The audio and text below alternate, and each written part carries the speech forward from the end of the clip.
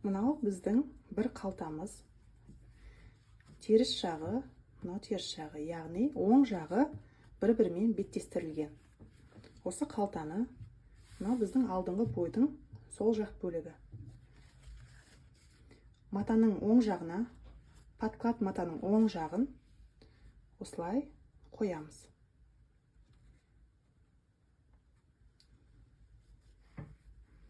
Инемен бас жағын, соңғы жағын түйрейміз.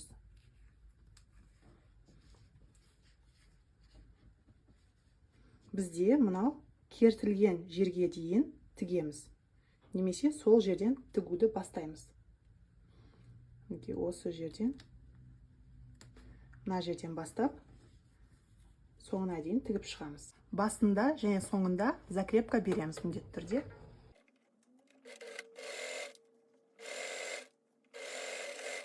Енді мына припускты подклад жаға қарай үтіктейміз. Яғни мына подкладтың астында припуск осылай жату керек. Қазір үтіктеп аламыз. Тігіске кеткен қосымша подклад жақта жату керек.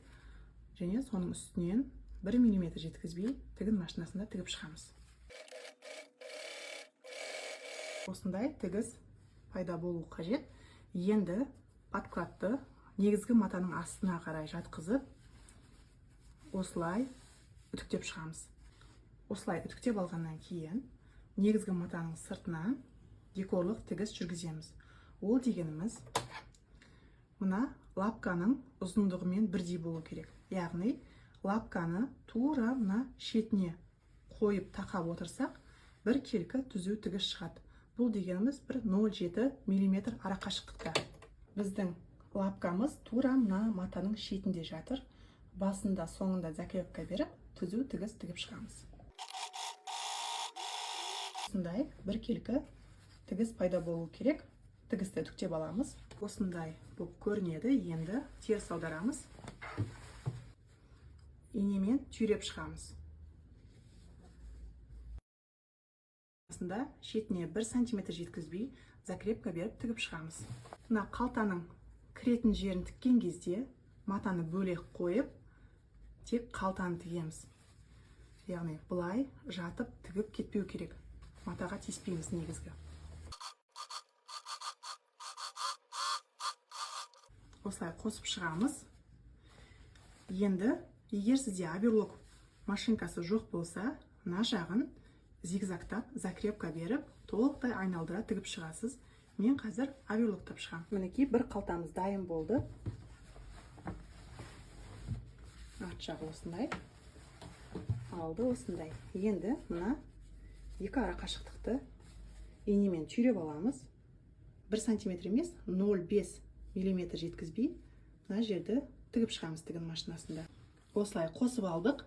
Алдыңғы боймен қалтаны толықтай қалыпты жағдайында қосып алдық. Мына алдыңғы бойға артқы бойды әкеп беттестіреміз. Оң жағы бір-бірімен беттестірілген.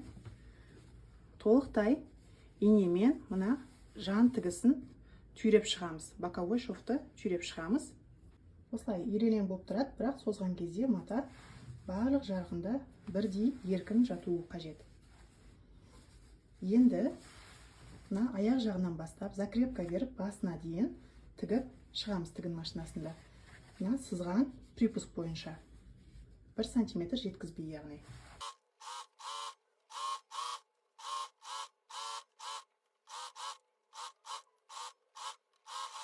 Алды жағынан осындай. Қалтамыздың бұрыштары толықтай қосылып кетті.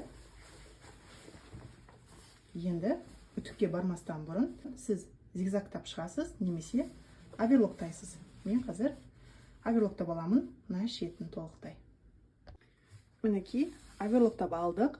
Енді осы мына припуск тігісті артқы бойға қаратып үтіктейміз. Үтіктеген кезде бағанағы выточканы қалай асықпай үтіктедік, тура солай үтіктеп шығамыз. Мен үтіктеп алдым. Мінекей. Енді екінші қалтаны тура осылай тігіп шығамыз. Екі қалтаны да тіктік. Екі жан тігісінде тігіп, артқы бетке үтіктедік.